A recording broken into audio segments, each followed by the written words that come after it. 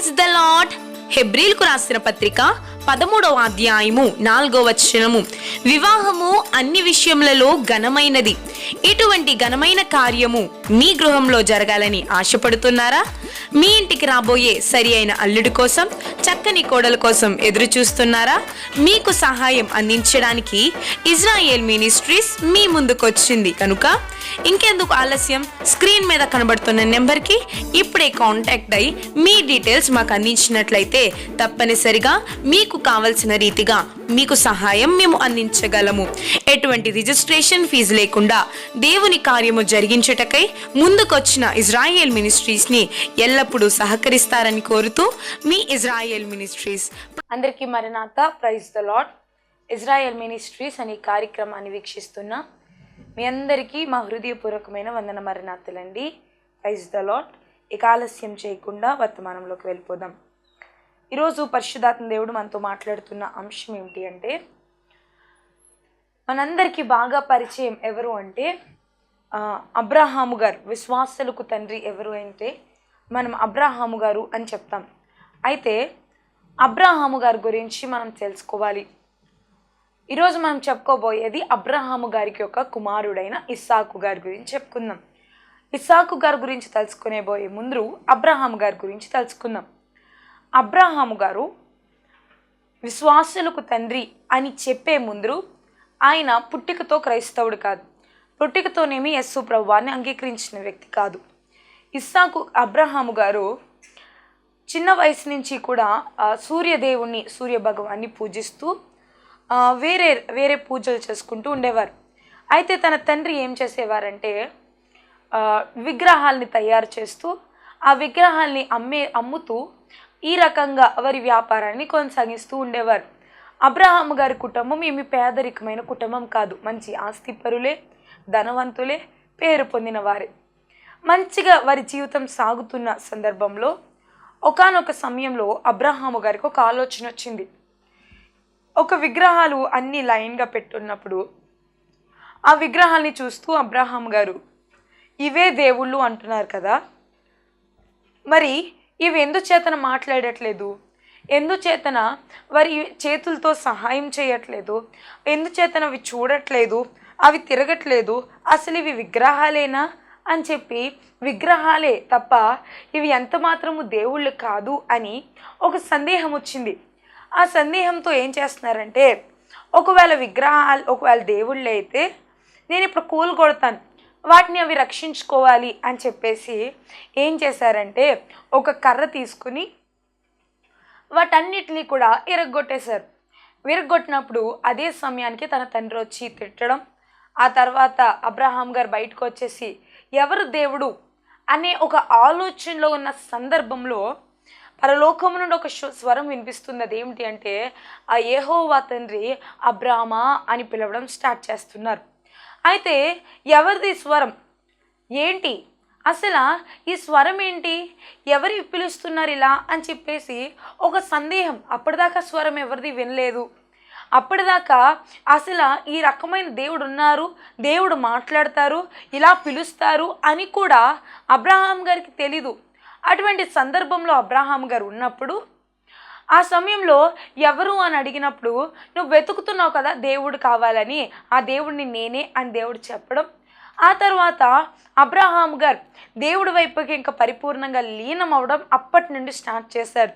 ఇంకా ఈ దేవుడు ఏది చెప్తే అదే, ఆయన మాట ఈయన చేయడం అంతే. ఆయన ఏ మార్గంలో వెళ్ళడం ఆ మార్గంలో వెళ్తున్నారు, ఆయన ఏం తినమంటే అది తింటున్నారు, ఏ పని చేయమంటే ఆ పని చేస్తూ ఉన్నారు, ఎలా జీవించమంటే అలా జీవిస్తూ ఉన్నారు, ఆయన ఏది చేయమంటే అది చేస్తూ ఉన్నారు. అయితే ఒకానొక సందర్భంలో అబ్రహాము గారిని దేవుడు తన దేశాన్ని, తన తల్లిదండ్రుల్ని, తన ఆస్తుల్ని అన్నీ విడిచిపెట్టి తనతో పాటు వచ్చేయమని చెప్పారు.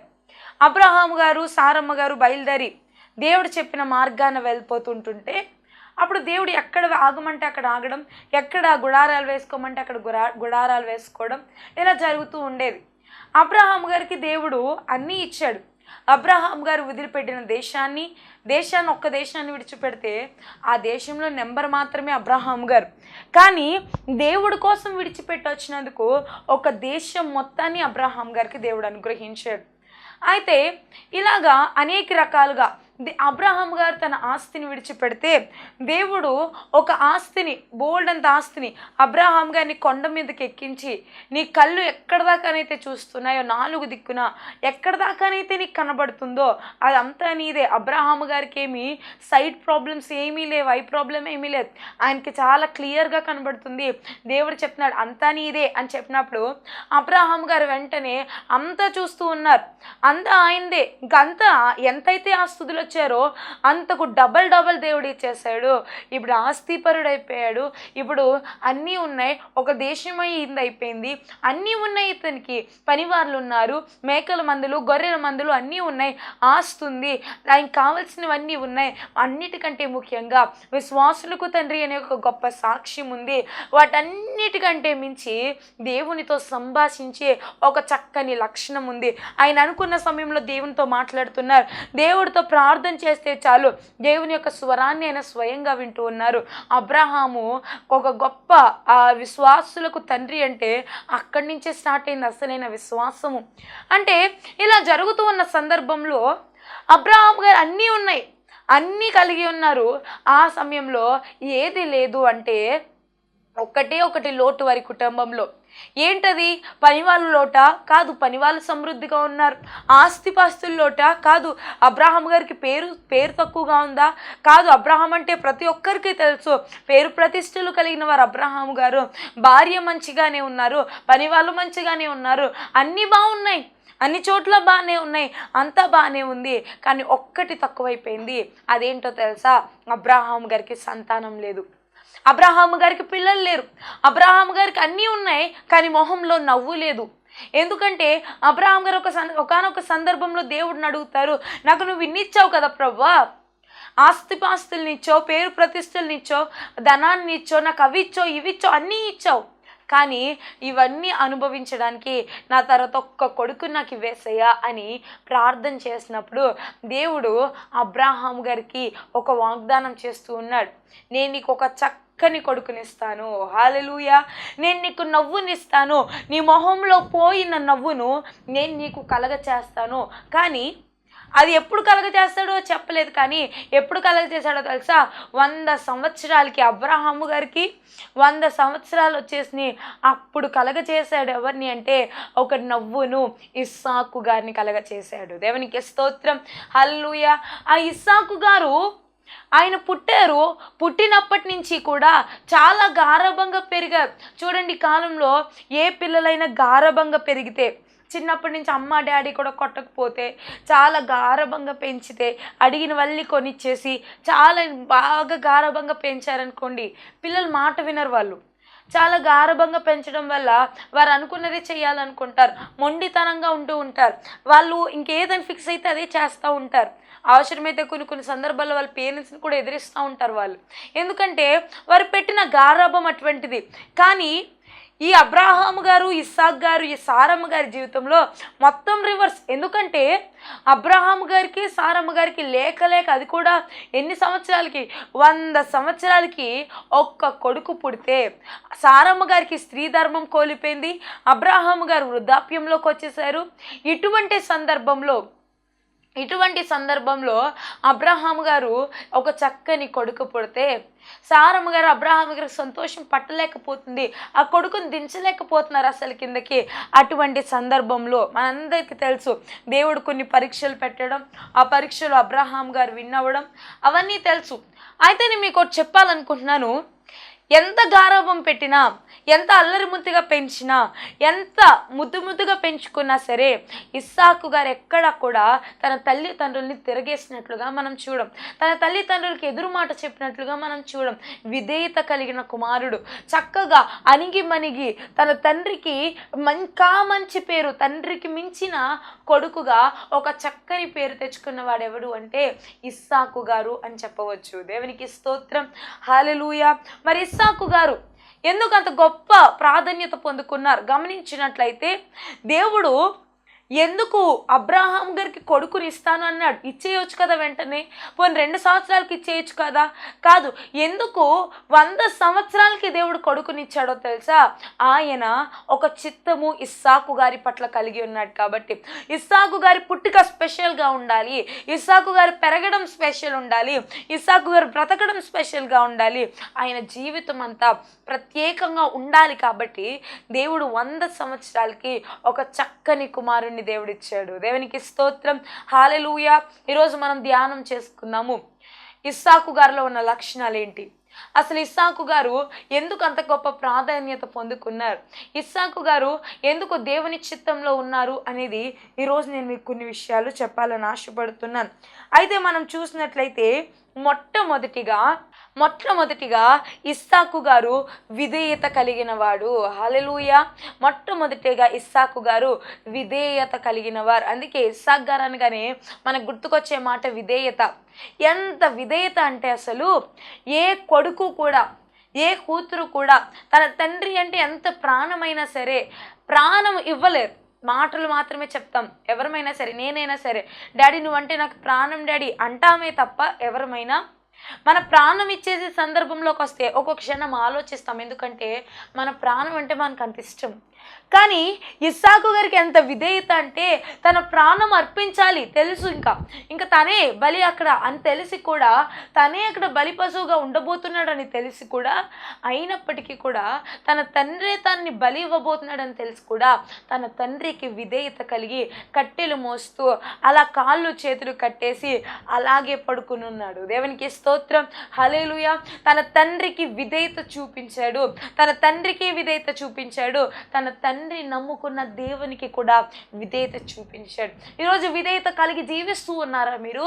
విధేయత ఉండాలి. ఎంత విధేయత తెలుసా?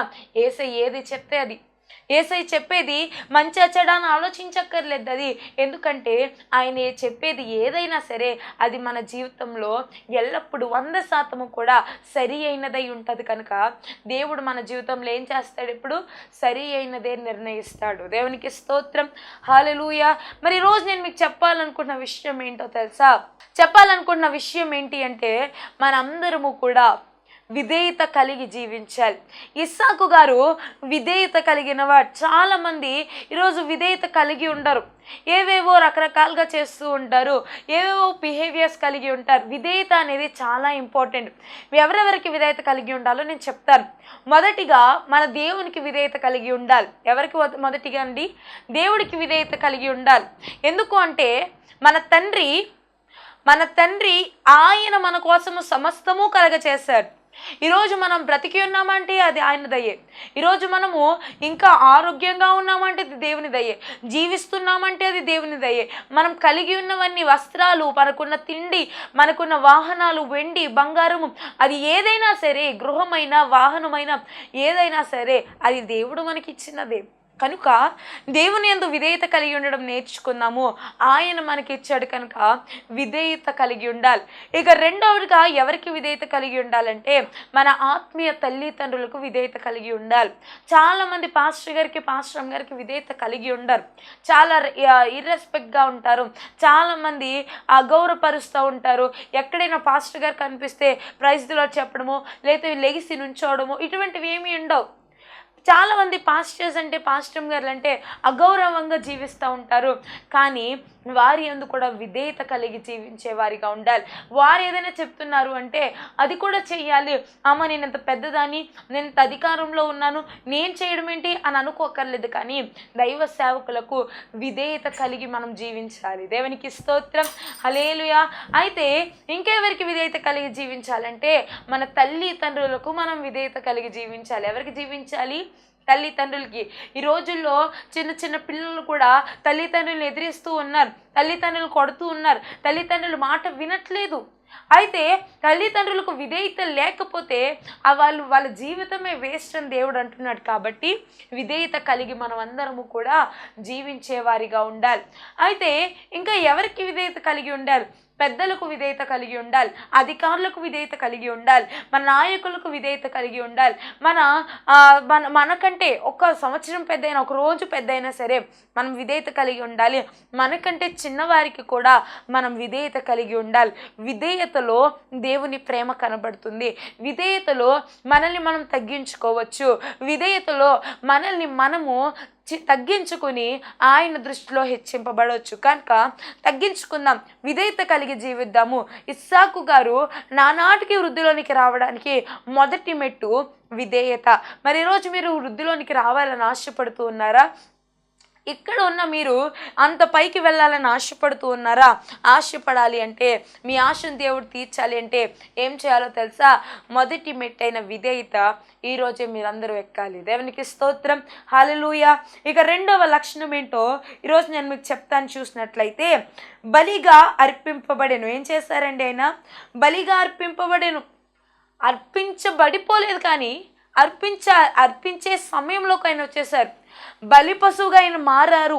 రెండవదిగా అంటే అబ్రహాం గారికి దేవుడు చెప్పాడు, అబ్రహాం గారిని పిలిచి నీ కుమారుడిని నాకు బలి అర్పించు అంటే షాక్ అవ్వలేదు, ఏం ఫీల్ అవ్వలేదు ఆయన.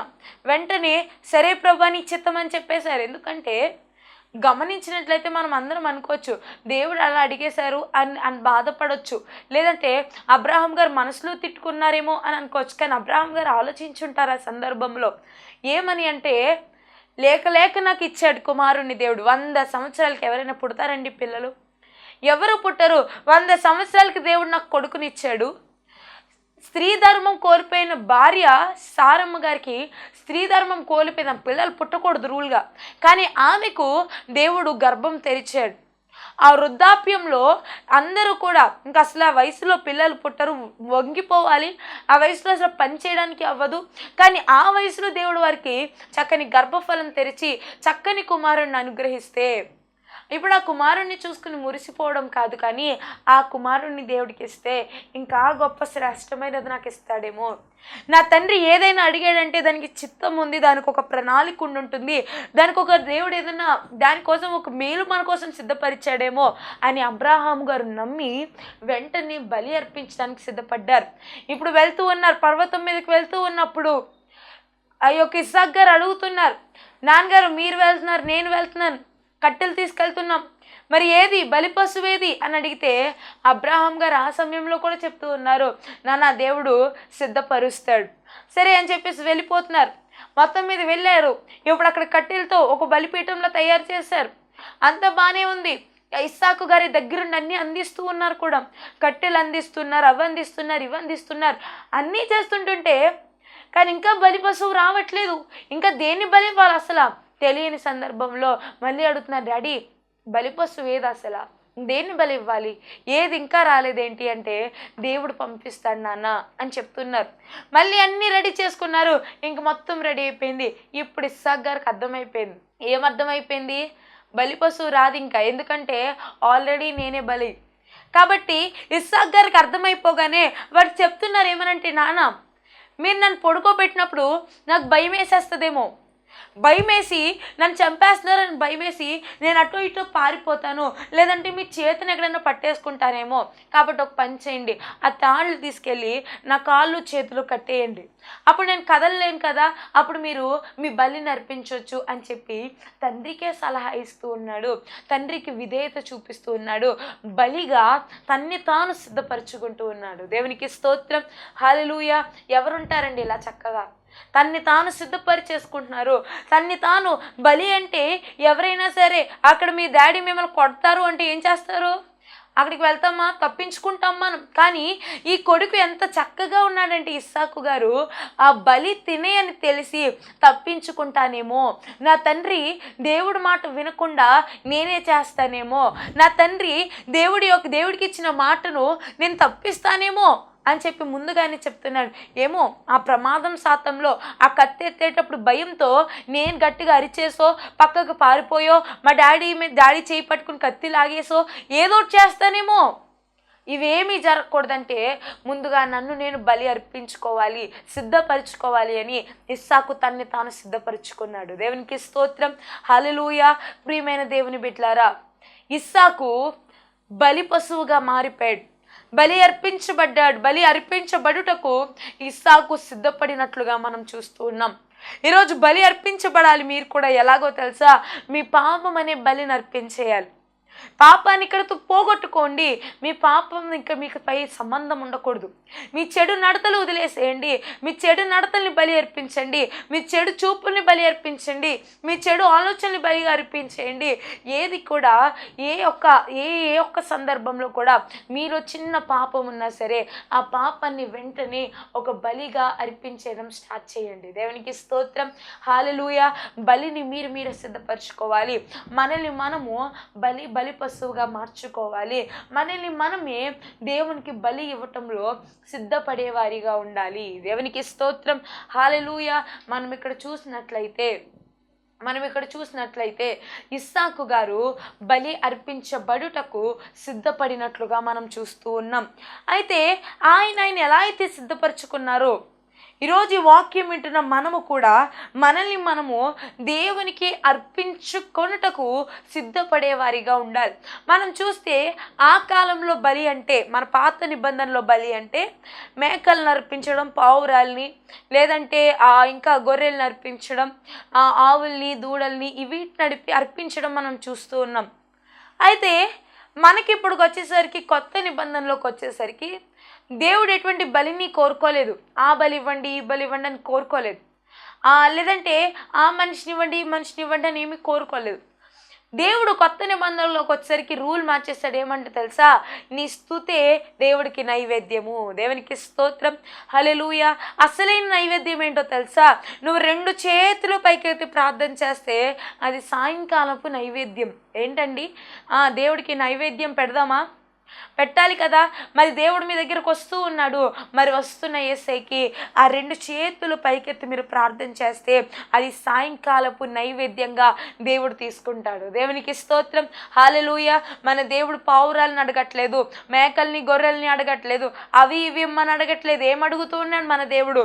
నువ్వు 2 చేతులు ప్రార్థించు చాలు, ఆ ప్రార్థనే ఆయన నైవేద్యంగా తీసుకుంటాడు. ఈరోజు నిన్ను నీవు బలిగా చేసుకోవాలి.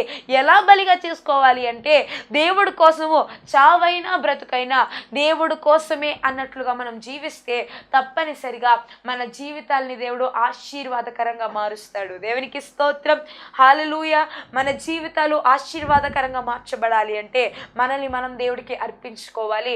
మనల్ని మనము దేవునికి అర్పించుకుంటూ సిద్ధపాటు కలిగి ఉంటే దేవుడు తప్పనిసరిగా ఏం చేస్తాడు? మనల్ని అందరినీ కూడా ఆయన ఆశీర్వదిస్తాడు, ఆయన పనిలో వాడుకుంటాడు. హల్లెలూయా. ఇక 3వదిగా మనం చూస్తే ఆయన సమాధానముగా ఉండేవాడు. ఎలా ఉన్నారండి ఇస్సాకు గారు? సమాధానముగా ఉండేవారు ఇస్సాకు గారికి ఇంకెటువంటి శత్రుత్వం లేదు. ఇస్సాకు గారికి ఎటువంటి ఇబ్బంది లేదు, ఏదీ లేదు. ఇస్సాకు గారు సమాధానంగా ఉన్నారు. మనం చూసినట్లయితే హాగర్ గారికి, అబ్రాహాము గారికి పుట్టిన కుమారుడు ఇస్మాయేలు తన తల్లికి పుట్టినవాడు కాదని తెలుసు. ఇస్మాయేలు పనివాళ్ళ యొక్క కుమారుడని తెలుసు.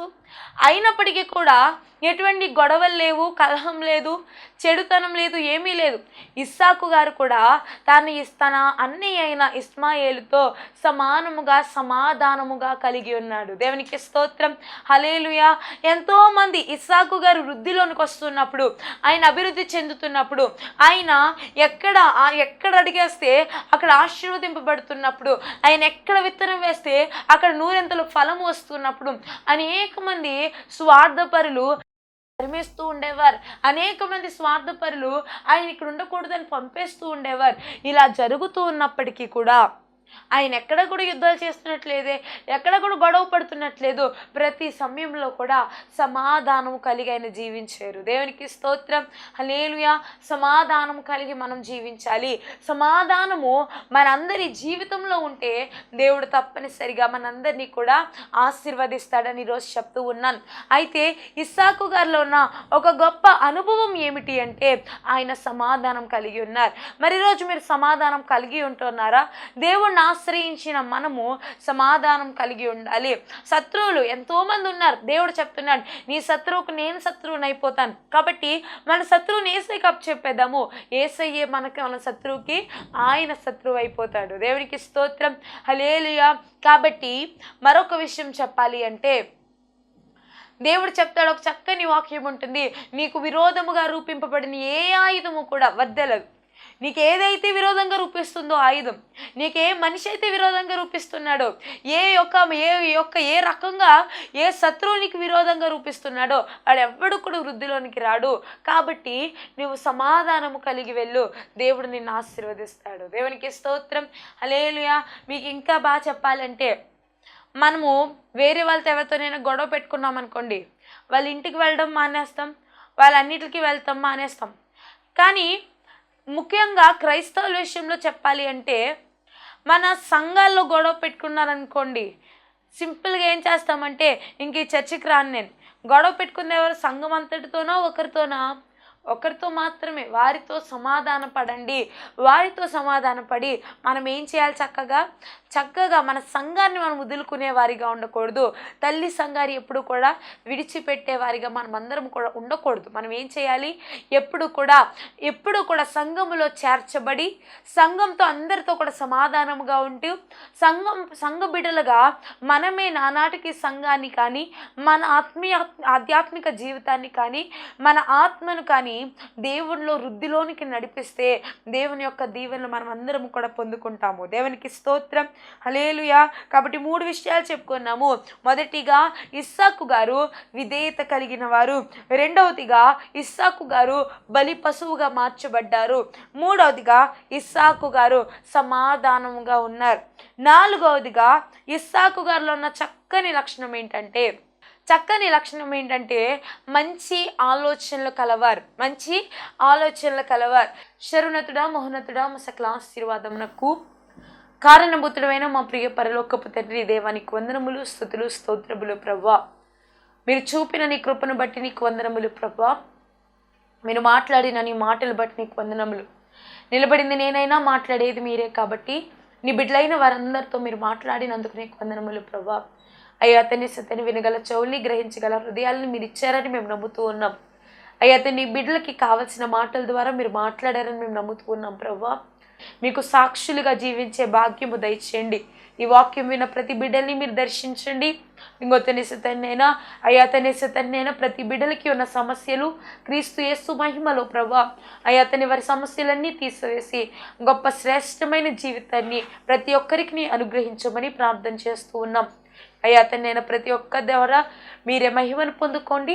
ఈ మాటలు ఆలకించి ప్రభువా, అయ్యా అతని స్క్రీన్ మీద కూర్చుని ప్రభువా వింటున్న ప్రతి బిడ్డకి కూడా ప్రభువా గొప్ప తేటని కలగజేసి మీరు మాత్రమే సమస్త మహిమ, ఘనత, ప్రభావములు పొందుకొనమని నజరేయుడైన యేసు నామములో అడిగి ప్రార్థిస్తున్నాము మా పరమ తండ్రి. ఆమేన్, ఆమేన్. అందరికీ మరణాత ఇజ్రాయెల్ మినిస్ట్రీస్ అనే కార్యక్రమాన్ని వీక్షిస్తున్నా మీ అందరికీ మా హృదయపూర్వకమైన వందన మరణాతులు. మరణాత. Praise the Lord. అందరికీ మరణాతండి.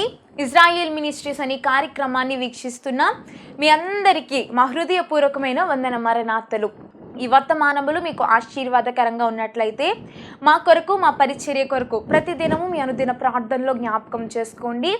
అలాగే దేవుని యొక్క ప్రేరేపణను బట్టి స్క్రీన్ మీద కనబడుతున్న నెంబర్కి ఫోన్పే కానీ, గూగుల్ పే కానీ చేసి ఈ పరిచర్యను ఇంకా ముందుకు కొనసాగించాలని కోరుకుంటున్నాం. ఎందుకంటే ఇలాగే అనేకమైన వర్తమానముల ద్వారా ప్రతిరోజు మీ ముందుకు రావాలని మేము ఆశపడుతూ ఉన్నాము. అనేక మందిని బలపరచాలి అని మేము ఆశపడుతున్నాం. కనుక మీ చిన్న సహకారము అనేకమైన ఆత్మల్ని రక్షించడానికి సహాయపడుతుంది. కనుక మీరందరూ కూడా దేవుని యొక్క ప్రేరేపణను బట్టి మీ సహాయ సహకారాలు అందించగలరు అని మేము కోరుకుంటూ ఉన్నాం. మీ ప్రార్థన అవసరతల కొరకు స్క్రీన్ మీద కనబడుతున్న నెంబర్కి ఫోన్ చేయండి. తప్పనిసరిగా మీకోసం ప్రత్యేక ప్రార్థనలు చేయబడతాయి. దేవుడు మిమ్మల్ని, మీ కుటుంబాన్ని దీవించునుగాక. మీరు కలిగి ఉన్న ప్రతిదాన్ని దేవుడు ఆశీర్వదించునుగాక. ఆమేన్, ఆమేన్.